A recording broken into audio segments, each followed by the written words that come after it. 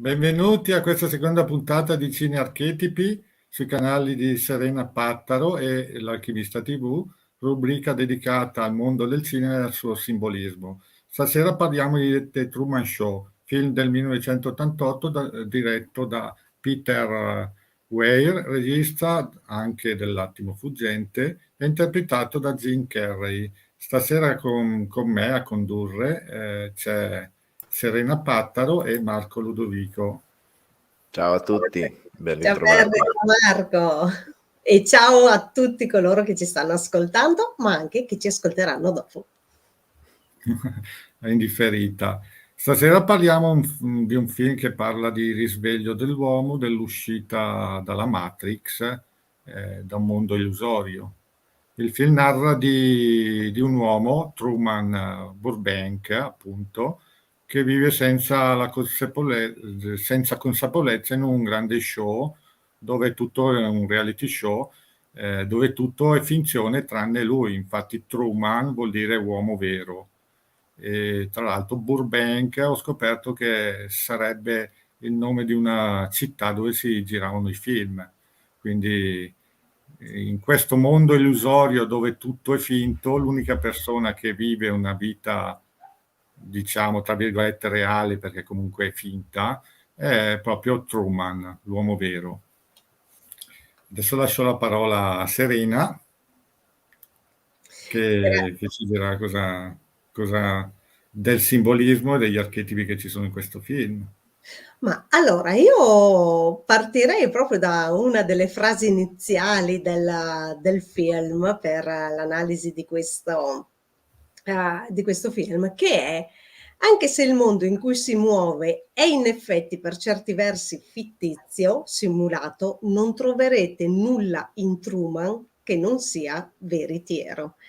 E già qui, insomma, andiamo a toccare quello che tu hai appena detto, cioè il discorso appunto di Truman, quindi l'uomo vero, dice proprio, cioè lui in realtà è spontaneo, lui sta vivendo la sua vita esattamente come pensa, anzi più pensa, lui non pensa neanche che ci possa essere qualcosa di diverso rispetto a quello che sta vivendo. Però noi, se guardiamo bene il film, ci accorgiamo, noi che ovviamente siamo all'esterno e che viviamo una realtà diversa, ci rendiamo conto di come lì sia tutto assolutamente esagerato. E una delle scene in cui si vede proprio invece che tutto è spontaneo è proprio quando lui, insieme a Lauren Silvia, no? Che si fa chiamare Lauren ma il suo vero nome è Silvia, l'attrice che poi faranno andare alle isole Figi, così sembra, insomma, e proprio quando loro sono sulla spiaggia, quando lei gli racconta che in realtà è tutto fittizio.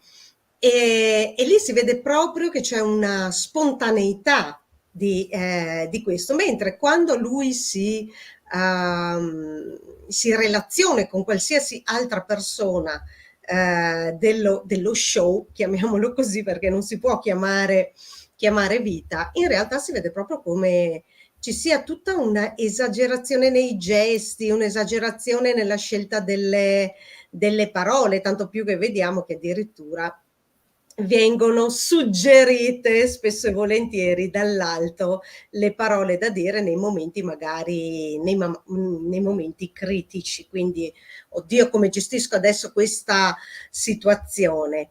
E che sono quelle situazioni in cui praticamente Truman ha inizia ad agire in maniera imprevista.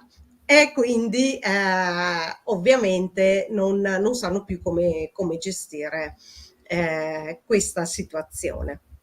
Beh, diciamo che questo ha degli aspetti molto reali. Esatto, infatti come vediamo, no, anche questa scena è un'esagerazione di quella che è la risata, di quella che è il segno del saluto che lui fa ogni mattina, ma che per lui in realtà è tutta spontaneità, perché gli è stato insegnato così. Cioè, in realtà lui sta portando come spontaneità ciò che gli hanno insegnato a recitare, ma lui non sa che sta recitando. E noi questi aspetti li vediamo in realtà ogni giorno, perché ogni giorno noi siamo costretti a recitare dei ruoli, le famose maschere o gli io con la I minuscola che in certi percorsi insomma sentiamo nominare, e ogni volta che indossiamo queste maschere, che dobbiamo fare determinati ruoli, in realtà non siamo sempre spontanei. E questo lo vediamo magari se dobbiamo relazionarci con dei clienti, con dei fornitori, con delle persone che non abbiamo mai visto e che per la prima volta non sappiamo neanche magari che tipo di carattere hanno. In realtà noi stiamo sempre recitando in quei momenti lì, perché non siamo spontanei. Non siamo come quando magari da bambini parlavamo con la mamma e il papà, con i nostri fratelli, con gli amichetti, perché da bambini noi in realtà siamo sempre spontanei.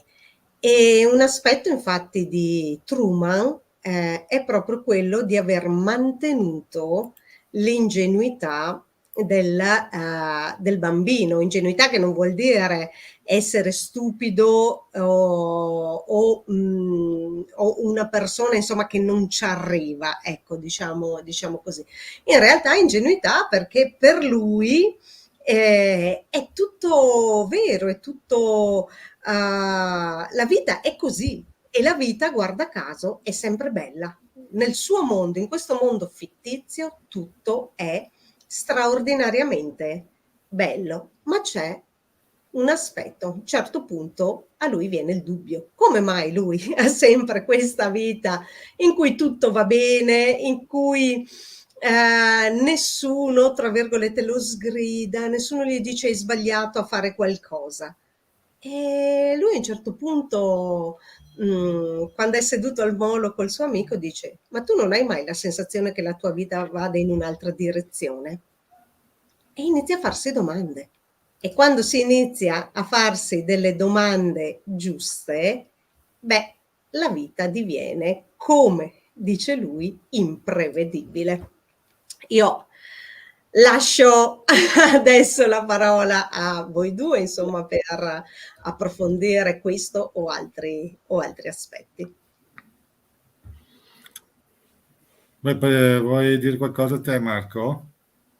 Come preferite. Io ho notato, se vuoi aggiungere qualcos'altro tu, io mi inserisco dopo, se no sfrutto un gancio che ha dato Serena adesso sull'attualità, diciamo, su quello che può essere ricondotto alla vita moderna di tutti i giorni. Sì, vai pure tu, Marco. Sfrutta il gancio. Allora, io vedendo questo film, riguardandolo anche con gli occhi ovviamente dei decenni trascorsi, anche con tutto quello che ci capita nella vita di tutti i giorni, ho notato sempre più spesso effettivamente come intanto ci sia una vera chiave di volta, che è quella della consapevolezza. Cioè vedere effettivamente da un lato il personaggio principale, il protagonista, la sua situazione, diciamo che dall'inizio alla fine tendenzialmente non cambia, perché veniva ripreso all'inizio quanto viene ripreso alla fine. Quello che cambia è il suo prenderne consapevolezza, questo cambia tutto. Quindi l'esterno paradossalmente rimane assolutamente immutato. Quello che lo fa cambiare, quello che gli cambia assolutamente la vita, è prendere consapevolezza di cosa è e di cosa è stata la sua vita, anche se qui in un ambito molto particolare. E quindi questo riferito a quello che sempre più spesso, anche con Serena, in varie trasmissioni ci siamo trovati ad analizzare, come si cerchi spesso il cambiamento al di fuori, quindi si spera che cambiando una variabile esterna a quel punto cambi anche la propria vita. In realtà qui vediamo in maniera paradossale l'esatto opposto, cioè qui a livello esterno rimane tutto brutalmente identico, ma cambia una sua consapevolezza, e questo poi cambia tutto. E dall'altra il comportamento delle persone, che mi ricorda moltissimo anche qui un altro aspetto che abbiamo trattato anche di recente, cioè quel famoso non essere buoni, ma il buonismo. Quindi siccome tutti gli altri sanno di essere parte di uno show, si vede appunto questo buonismo finto, però, che non è un insieme di persone buone, un insieme di persone educate, anzi ci sono molte scene dove si vede il contrario, magari si allontana l'inquadratura, si allontana Truman e queste persone iniziano a spettegolare, a dire le peggio cose. Ma appunto si nota questo falso buonismo dettato dal fatto di sapere di far parte di una sorta di show. E anche questa cosa diciamo che si vede sempre più spesso nella vita comune di tutti i giorni, dove appunto si tende, come diceva anche Serena, a recitare un ruolo che sempre più spesso però ha come fil rouge quello di essere non buoni ma buonisti. Probabilmente questo io l'ho ricollegato al nostro mondo molto social, quindi se ogni 2x3 devo farmi un selfie, devo fare una storia, devo fare o comunque mi devo circondare di persone che poi vanno a vedere quei selfie, quella storia, quei post, e beh, non posso scrivere su un social che sono la migliore persona del mondo e poi dimostrare alle persone che mi stanno vicino che invece sono una carogna assoluta. Quindi in qualche modo sono obbligato, sia mentre mi pavoneggio sui social, ma anche quando poi sto svolgendo la mia vita comune e mi sento in qualche modo obbligato a continuare a recitare quella parte, perché se no potrei essere accusato sempre alla vista di tutto il mondo, quindi è sempre pubblicamente, un po' come in Truman Show, con un altrettanto post rispetto a quelli che pubblico io. Ah, vedi, lui dice, scrive, fa questo, questo e questo, invece oggi l'ho visto che faceva questa cosa, oggi ha detto questa cosa bruttissima. E quindi si innesca poi alla fine questo meccanismo delirante molto, molto, molto simile a quello descritto con molta lungimiranza già nel 1988, quando sia i social sia la videosorveglianza estrema non erano cose così diffuse. Sì, è stato previsto molte cose che succedono nel mondo moderno, quindi è stato un film preveggente. Io, pescando le carte dei tarocchi, all'inizio del film vedrei Truman come un po' il matto, che viaggia un po' nella sua innocenza, nella sua ingenuità, vivendo in un mondo finto, è l'unica persona che fa veramente quello che in realtà è l'unico autentico. Addirittura il suo migliore amico si chiama Marlon, in omaggio a Marlon Brando, e la sua moglie si chiama Meryl, in omaggio a Meryl Streep, tanto per indicare quanto è tutto illusorio, cioè tutto finto. All'inizio del film mi aveva colpito la caduta della lampada, che è praticamente questa scena qua. Praticamente la lampada, come potete vedere, riporta la scritta di Sirio e della costellazione del cane. In un certo senso dà, poche parole, il via a una specie di iniziazione, perché già dai tempi egizi, molte divinità tipo Tot, Hermes o lo stesso Ermite Trismegisto sono legate a Sirio.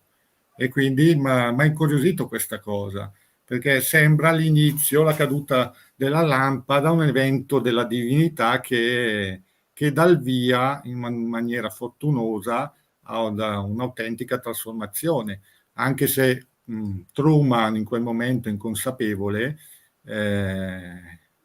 dalla divinità, la casualità, dà modo di scoprire la luce, appunto la lampada, la luce della verità, e inizia questo viaggio alchemico che lo porterà alla fine a proprio una completa trasformazione, a vincere le sue paure, affrontare l'Apocalisse. Tra l'altro Sirio è legato alle stelle, un altro tarocco, eccolo qua.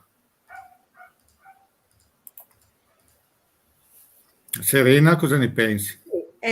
Infatti questo aspetto appunto di Sirio è stato un particolare che aveva colpito molto anche me. E infatti, guarda caso, come dicevi tu, è proprio da lì che parte la sua fase di consapevolezza di cui parlava prima Marco, quindi il suo viaggio di iniziazione che lo porterà in realtà alla nuova vita, perché lui quando poi alla fine esce da quella porta tramite un atto di libero arbitrio, perché comunque fino alla fine Christoph cercherà di convincerlo che è lì il suo mondo, cioè non devi uscire perché il tuo mondo è qui, se esci c'è il lupo cattivo, no? Come posso dire, come Cappuccetto, come Cappuccetto Rosso, che non può andare attraverso il bosco perché c'è il lupo cattivo. E lei cosa fa?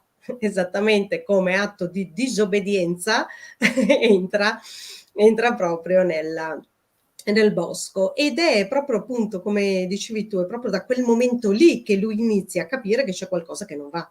Infatti poi iniziano ad accadere delle sincronicità, chiamiamole così, tipo le interferenze radio, che quindi vi dice cos'è sta roba, aspetta, e sta lì, ascolta e si rende conto che in realtà stanno parlando di lui, anche, cioè, lo capisce ma non vuole crederci fino in fondo in realtà, perché lui dice ma cavoli, ho detto di girare a sinistra, cioè che io sto girando a sinistra e loro parlano di questa persona che sta girando a sinistra, sta dicendo che sto entrando in questa via e alla radio stanno dicendo appunto sta entrando in questa via, e lui si rende conto di queste sincronicità, che secondo me è un po', se vogliamo fare il parallelismo, anche se non è proprio correttissimo, però per far capire il concetto, è un po' il famoso gatto del déjà vu del film Matrix, cioè è l'imperfezione, il déjà vu, quindi questo gatto che passa 2 volte è l'imperfezione di Matrix. Bene, tutte queste situazioni che si verificano all'interno di The Truman Show sono un po' l'imperfezione appunto della Matrix, di questa finzione, di questo mondo fittizio in cui sta invece vivendo proprio Truman, perché cioè è praticamente capisce che questo mondo in realtà non ha quella perfezione che fino a quel momento si era sempre verificata, perché fino a quel momento non era mai successo niente di particolare che lo facesse magari riflettere, pensare con la sua testa in maniera diversa. E quindi appunto questo inizio del viaggio iniziatico, scusate il gioco di parole, come dicevi tu Perry, anch'io l'ho visto esattamente, l'ho interpretato esattamente come l'hai interpretato tu in questo caso. E un altro aspetto, tu prima hai nominato Meryl, che è la moglie di Truman, dove lei nell'intervista iniziale fanno vedere proprio che lei parla e dice The Truman Show è la mia vita, ma in realtà è così, perché se noi vediamo anche per tutti gli attori, in realtà il Truman Show è la loro vita, perché loro sono lì, alcuni sono lì praticamente da sempre, altri sono stati cambiati come attori, però alcuni sono veramente lì da sempre. E quindi è veramente il Truman Show, questa finzione è veramente la loro vita. E quindi la domanda è: per quanti di noi la vita che stiamo vivendo è veramente una finzione? Ci siamo resi conto che viviamo veramente all'interno di un'illusione e che i nostri occhi sono coperti da quel famoso velo di Maya, appunto, che Maya sappiamo significa proprio illusione, e non riusciamo a percepire il mondo reale per ciò che veramente è. Perché? Perché in realtà noi recitiamo, come dicevo poco fa, questi ruoli e difficilmente riusciamo ad essere spontanei. Sono poche le persone che costantemente riescono ad essere veramente spontanee, e il motivo, insomma, l'abbiamo detto prima. Quindi anche chi ci sta attorno in realtà sta vivendo, recitando il film della nostra vita. Sì. Sì, in un certo senso tendono ad Matrix, essere più spintanee le persone che spontanee. Esatto.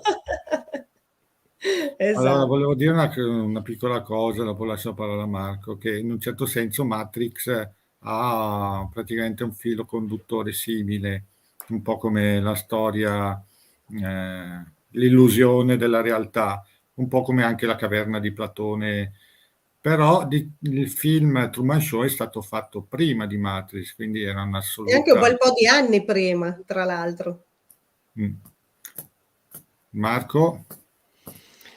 Qui si innesca un altro tema mica da ridere, cioè quello dell'accettazione, perché appunto prima abbiamo messo il tema della consapevolezza, quindi interiore, propria, non la modifica dell'esterno, ma la modifica dell'interno. E qui arriviamo allo step, penso, cruciale, che è quello della accettazione. Anche qui, volendo fare un parallelismo con quello che è stato il film Matrix, c'è una scena che a me è rimasta più di ogni altra e più delle sparatorie in mente, ovvero quello dove la famosa guardia, diciamo, è lì che sta mangiando quella bistecca al tavolo, gli dice: ma tu sai però che questa bistecca è finta, tutta questa cosa non esiste, ci sarà anche finta, ma a me piace un sacco, a me piace così. E quindi qui c'è il grandissimo tema dell'accettazione, ovvero io mi posso anche accorgere che effettivamente, come diceva Serena prima, inizio a vedere, a sentire un po' di indizi, inizio a capire che c'è qualcosa che non va. Dopodiché non è detto che io lo accetti. Non per niente anche coloro che non se n'erano accorti nella famosa caverna di Platone, quando vengono messi al corrente da colui che era riuscito a scappare e che quindi, pensando di fare un gesto amorevole, va ad informare tutti gli altri, e purtroppissimo non fa una bella fine, cioè gli altri non la prendono benissimo, proprio perché manca quel secondo step che è fondamentale, quello dell'accettazione. Quanti anche oggi, in tutte le vicende che ci accadono e ci circondano, nel mondo che ci circonda, capiscono che non è che vada proprio tutto bene così. E però alla fine si ritorna a quello sketch, a quella battuta della bistecca. Però capisco che non è tutto perfetto, capisco che non è tutto giusto, capisco che ci sono tante cose che non vanno e andrebbero cambiate, però intanto è meglio che lo faccia qualcun altro. E in più a me alla fine, sì, ci saranno tanti problemi, ma mi piace tanto questo ruolo che mi sono ricavato, o almeno penso mi piaccia tanto questo ruolo qui. E quindi è per quello Perdonami se che ti si innesta interrompo. questo step fondamentale.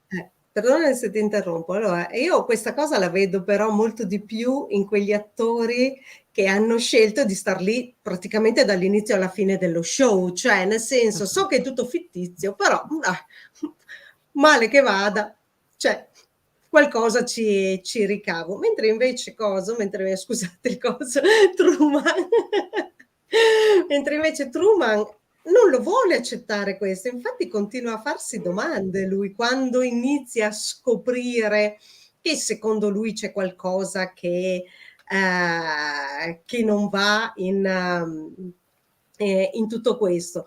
Ma in effetti, sempre all'inizio, e anche qua insomma poi vorrei sentire entrambi voi cosa ne pensate, c'è sempre la voce narrante che dice niente di quello che vedi nello show è finto, è semplicemente controllato.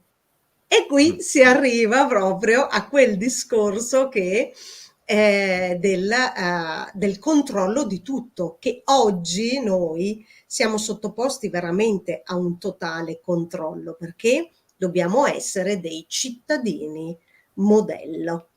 Tu cosa ne pensi, Perry, di questo discorso? E poi Sì, ovviamente c'è un discorso naturalmente come in Matrix che qui della manipolazione fatta da un cosiddetto demiurgo che non a caso si chiama Christoph, cioè Cristo Off, che ricorda molto l'agnosi, cioè di un creatore di un mondo fittizio dove tutte le creature di questo mondo, o anche diciamo anche gli eventi atmosferici o la luce, viene scelto dalla divinità, che in questo caso è il regista, e pretende che la vita di Truman sia dettata dalle regole. Questa divinità pensa di voler bene a Truman, ma mettendolo in un mondo dove è tutto controllato, dove non ci sono pericoli, e lo fa, tra l'altro, curiosamente, ho messo la luna qua dietro,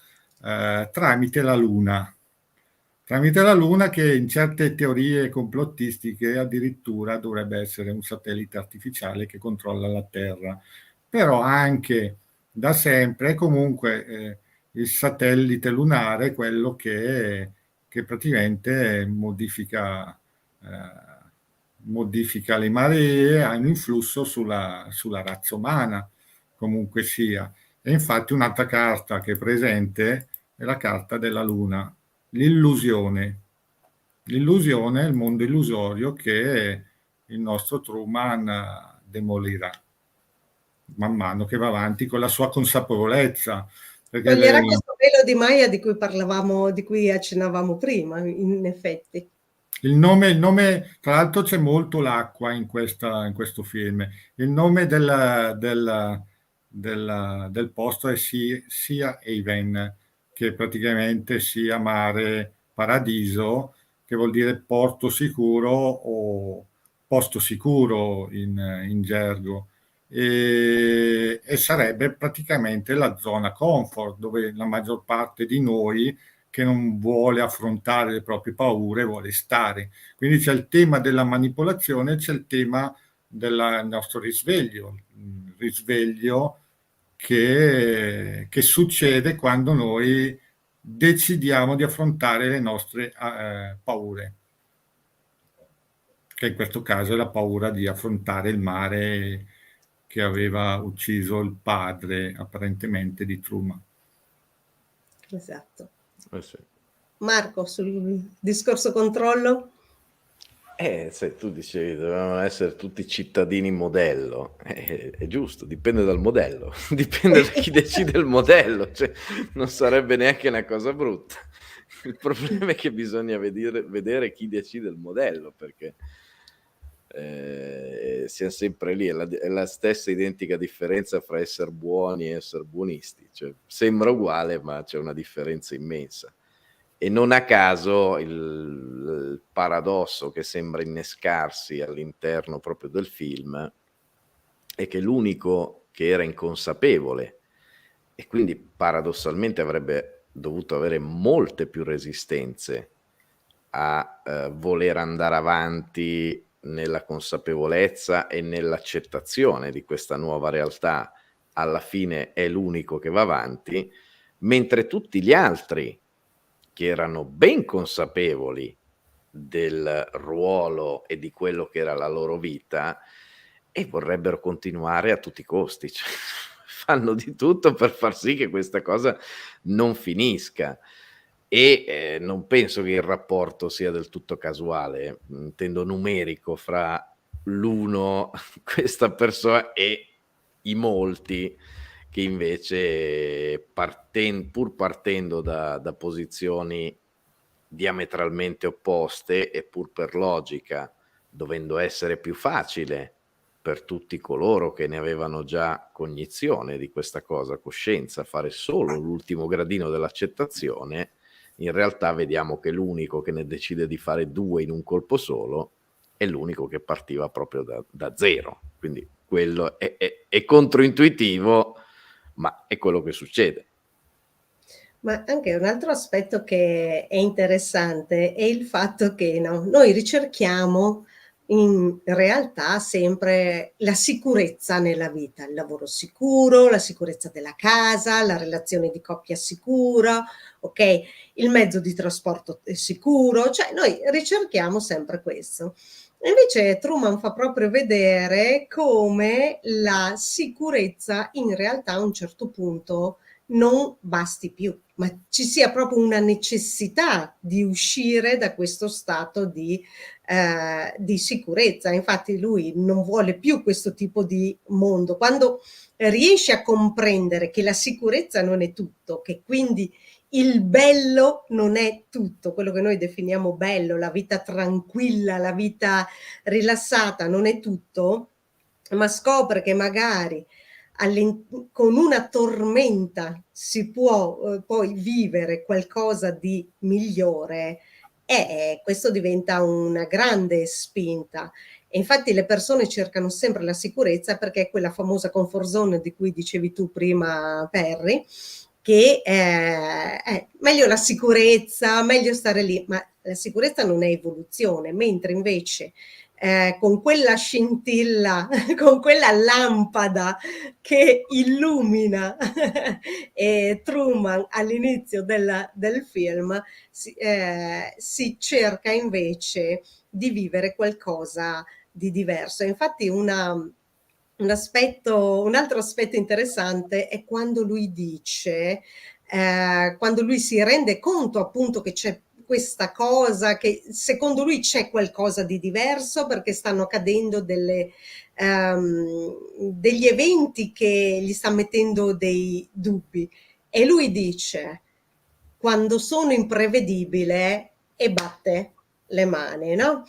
Allora, cos'è l'imprevedibilità? L'imprevedibilità non è altro che il libero arbitrio. Quindi, quando è che noi siamo controllabili e controllati? Quando ovviamente siamo prevedibili. Ma l'imprevedibilità perché? Infatti voi vedete, no, che lui immancabilmente si rende conto che Allora, ogni giorno, sempre ogni azione fatta alla stessa ora, per strada incontra sempre le stesse identiche persone, gli dicono sempre le stesse identiche frasi. Cioè, lui si rende conto però che se fa qualcosa di diverso, le reazioni delle persone non sono più quelle che lui si aspettava, ma le persone stesse si rendono conto che non sanno più cosa dire, non sanno più come gestire la situazione. Quindi l'imprevedibilità ti porta a avere dei grossi cambiamenti nella vita. E infatti lui dice: quando sono imprevedibile, tra virgolette, non lo dice ma lo fa capire, e non sanno più come gestire la situazione. Infatti il controllo avviene quando tu sei prevedibile. C'è una domanda di Simon uno che ne Lazzaroni. sapeva qualcosa diceva: se non puoi sconfiggerlo, confondilo. Evidentemente. Simon Lazzaroni ci dice: oltre al controllo dall'alto noi possiamo fare qualcosa come Truman. Comfort zone la chiamerebbero oggi, c'è chi l'accetta e chi va oltre. Non credete sia quello in fondo? Sì, che è quello che abbiamo già detto. Intanto ovviamente ne approfittiamo per salutare Simon. E... non vi ricorda un po' 50 volte il primo bacio? Io non l'ho visto, quindi. Non l'ho visto, quindi Simon lo metteremo in nota per andarlo a vedere, così poi magari ti rispondiamo anche alla domanda. Sì, è un po' il discorso che dicevamo prima, la famosa comfort zone che la PNL insomma ha diffuso come concetto, che è quella zona che, come dicevamo prima, però sembra quasi che la comfort zone sia più comoda per gli attori e non per Truman, che in realtà quando una persona è veramente spontanea, una persona è veramente se stessa, in realtà la comfort zone non ti sta stretta, cioè non la vuoi neanche la comfort zone quando ti rendi conto che in realtà puoi sperimentare qualcosa di diverso. Io Questo ci insomma come aggiungerei una variante. Come Visto che Marco? vanno di moda, ci aggiungerei una variante a questo. C'è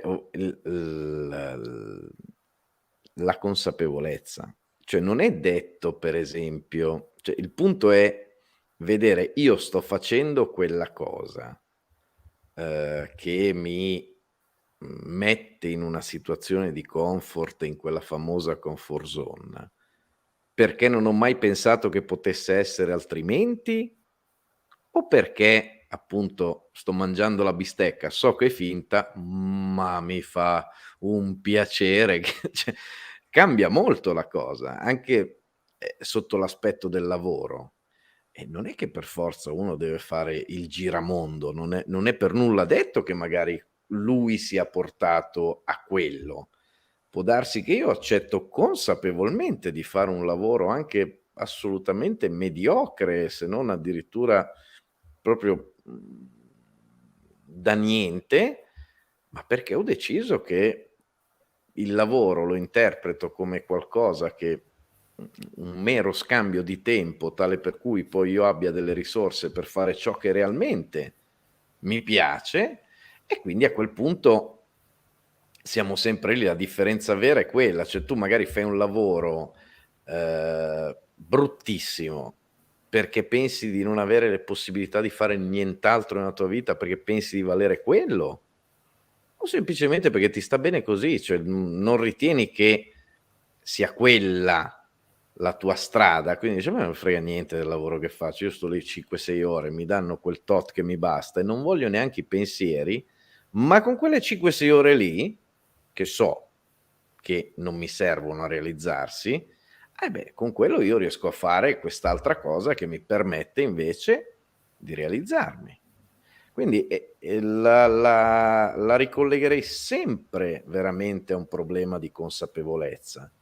Non è tanto il problema se sono o no in quella famosa comfort zone, ma ci sono consapevolmente e ho deciso di starci, ma soprattutto so di avere un'alternativa e a quel punto, a torto o a ragione, decido cosa fare, oppure appunto come Truman inizialmente, cioè lui non ce l'aveva questa scelta, cioè lui pensava che quella era la vita, l'unica vita possibile, che fosse tutto assolutamente normale.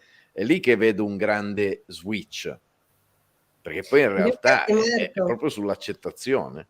ma in effetti, Marco, io direi che l'accettazione della comfort zone è quella degli attori.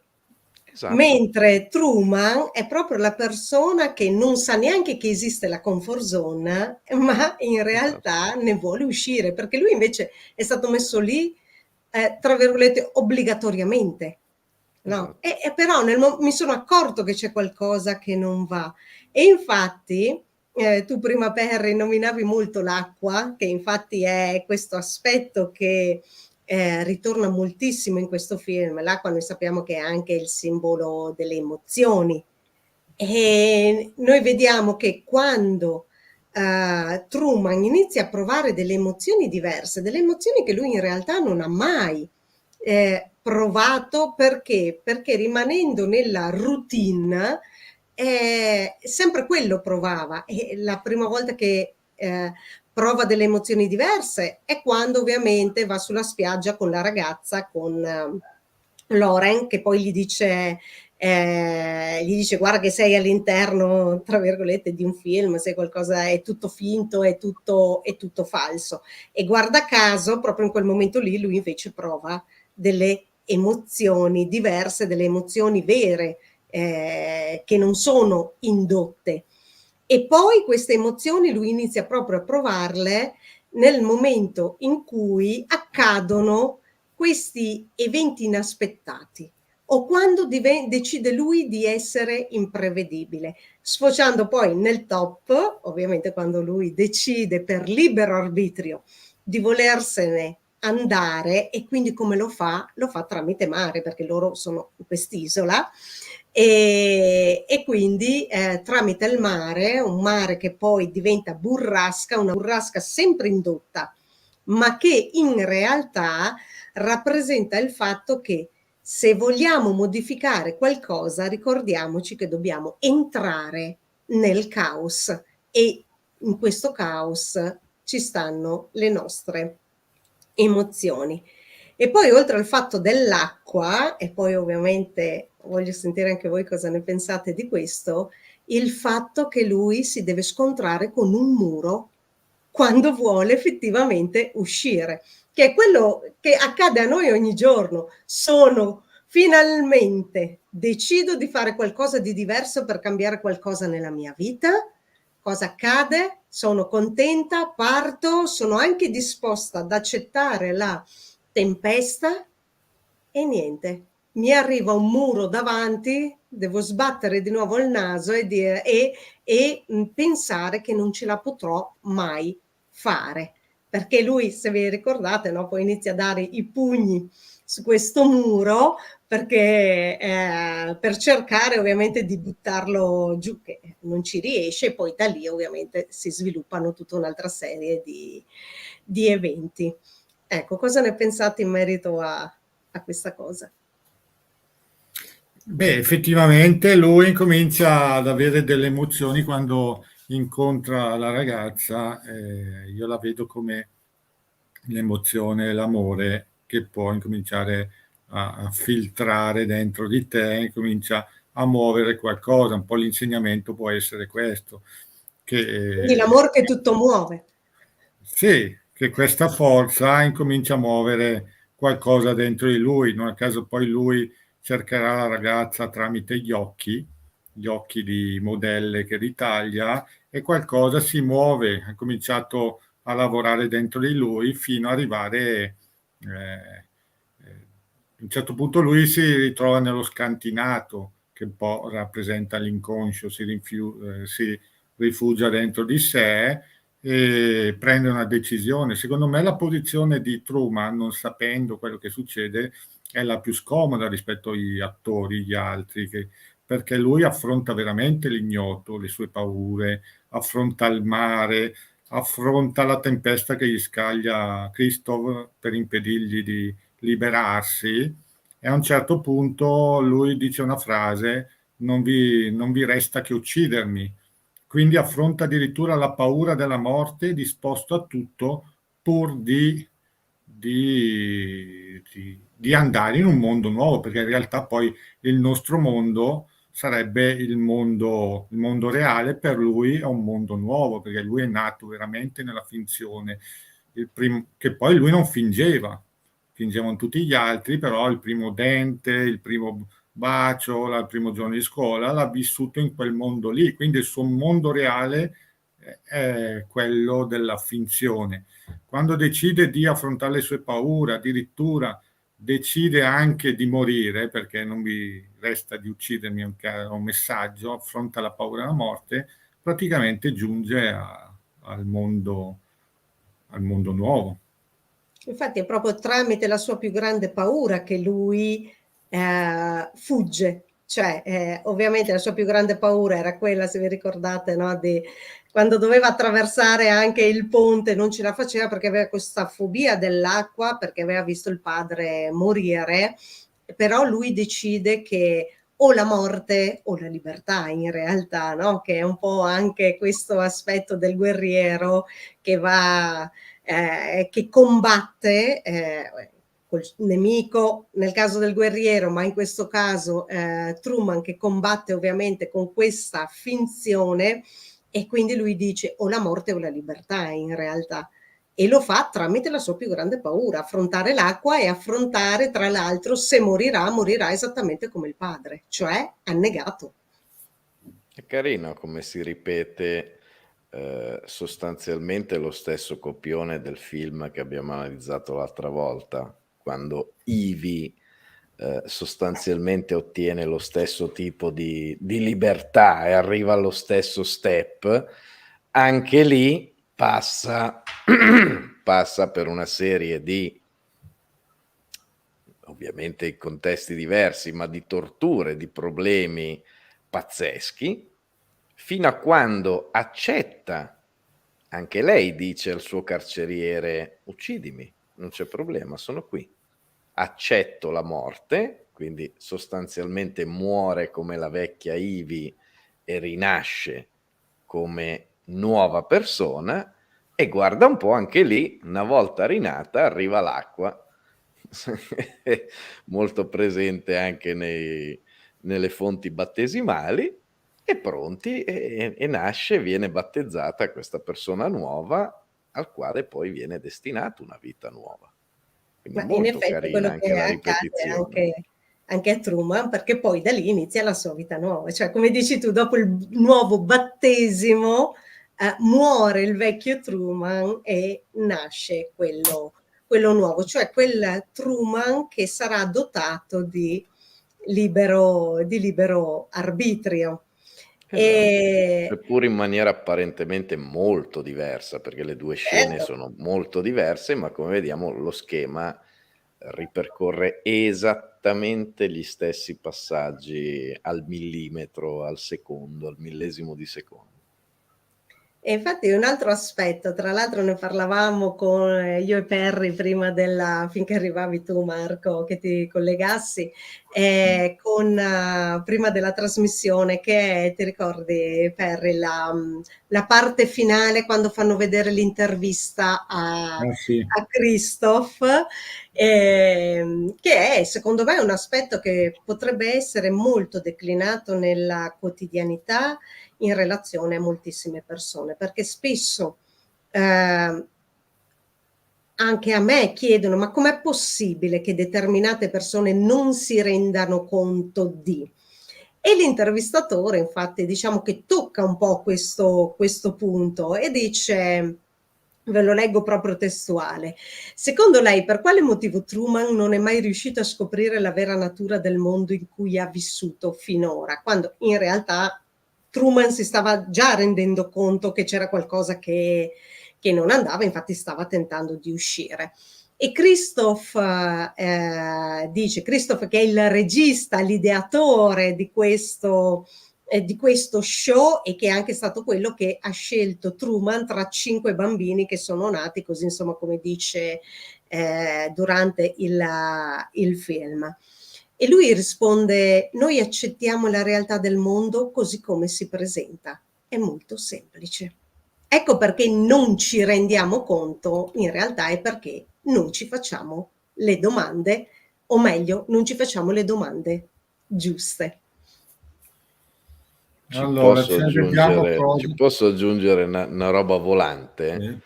Ovviamente tutti siamo sempre abituati a vedere i problemi come una cosa negativa. E Serena giustamente all'inizio diceva: Truman non gli succedeva mai niente, gli andava sempre tutto bene. Paradossalmente, come diceva la Filastrocco, la canzone, sarà capitato anche a voi che proprio quando alla fine arrivano problemi, e spesso problemi anche grossi, è proprio lì che si tende a cambiare, cioè si ha la possibilità, si ha veramente quella spinta di cambiamento. Fino a che va tutto bene, tutto sommato c'è un po' ma a me chi me lo fa fare? Cioè, anche solo di pensare che potrebbe essere o andare diversamente. E quindi forse dovremmo rivalutare anche la percezione dei problemi.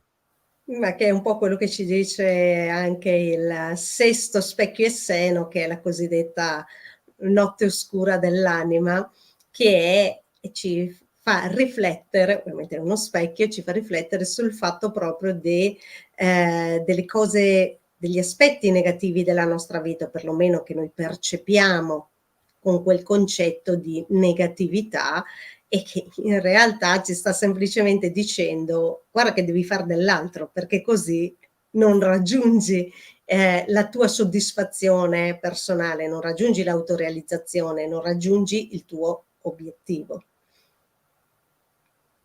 C'è una domanda e vediamo cosa. Le 5 vite di Hector, di cui non ne parla mai nessuno, non è un film sul risveglio? Io non l'ho Anche visto. questo non lo conosco. Quindi Ma io ringrazio intanto i nostri amici che ci danno degli altri spunti di riflessione, perché è interessante, perché ci sono tanti film che magari anche noi non abbiamo visto. Non so tu Marco se l'hai visto? No, purtroppo No. no, ma penso che sicuramente si ripeta ben oltre i 2 film che abbiamo analizzato finora quello schema, cioè, è molto più ricorrente di quello che sembra.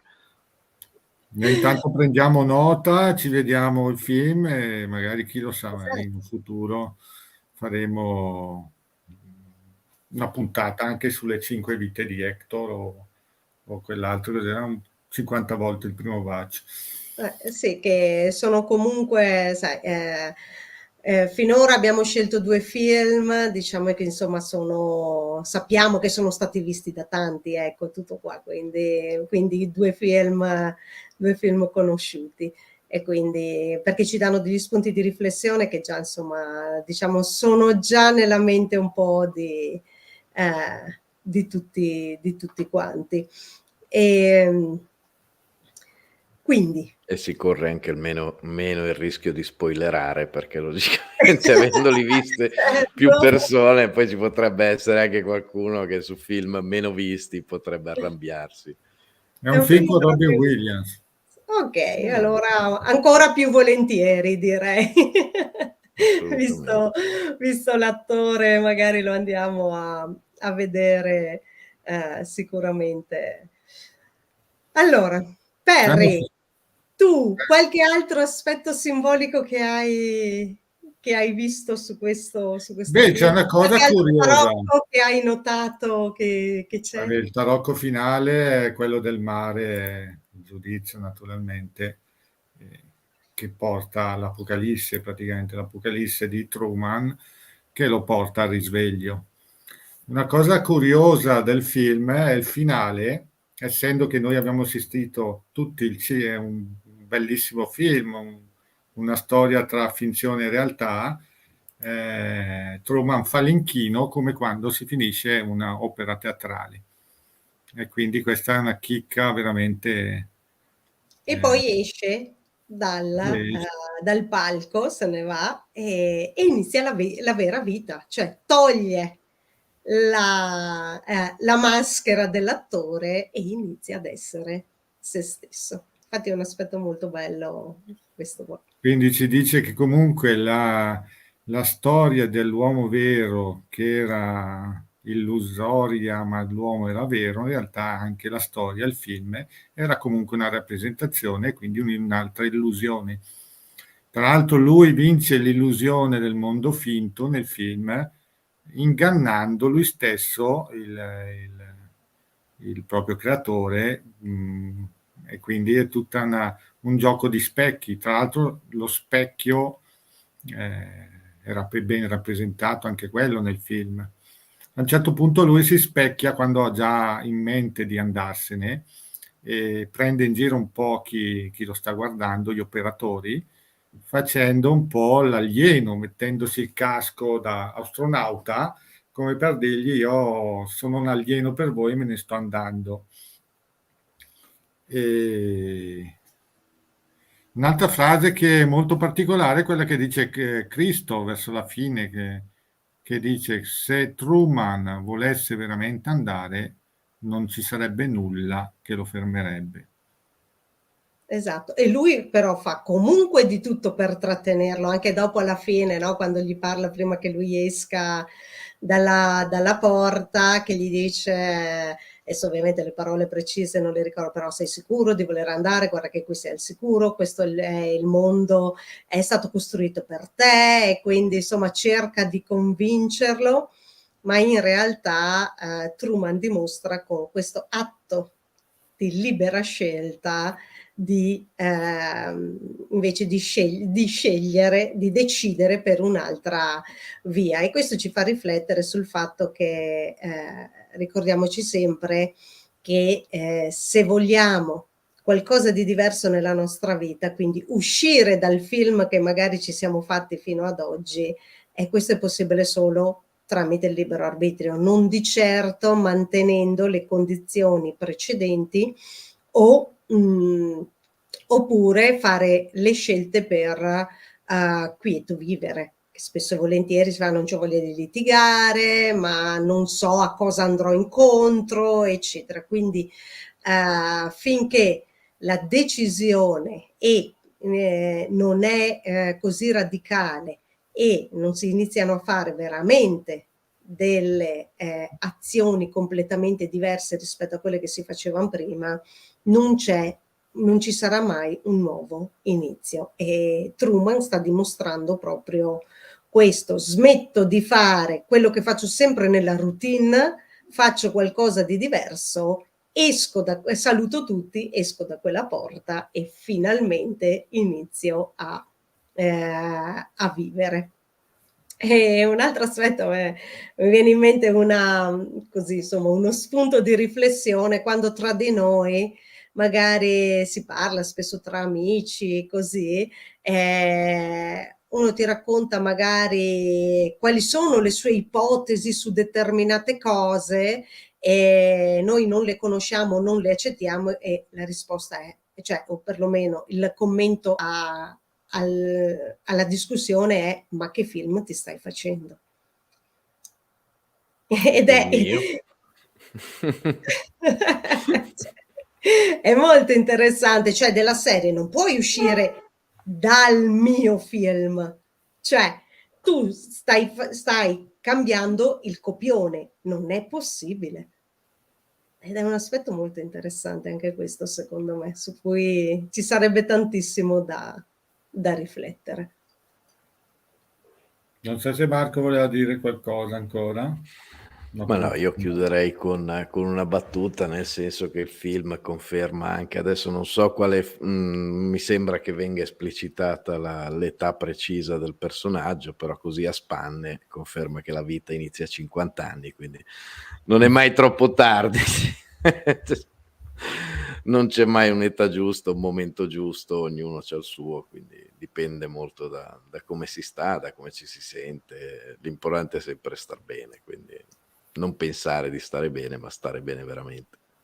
Esatto, anche perché ricordiamoci, anche se tu cambi la tua vita radicalmente per un solo giorno della tua vita, in realtà quel giorno è come se andasse come posso dire, ad equilibrare tutti quei giorni che non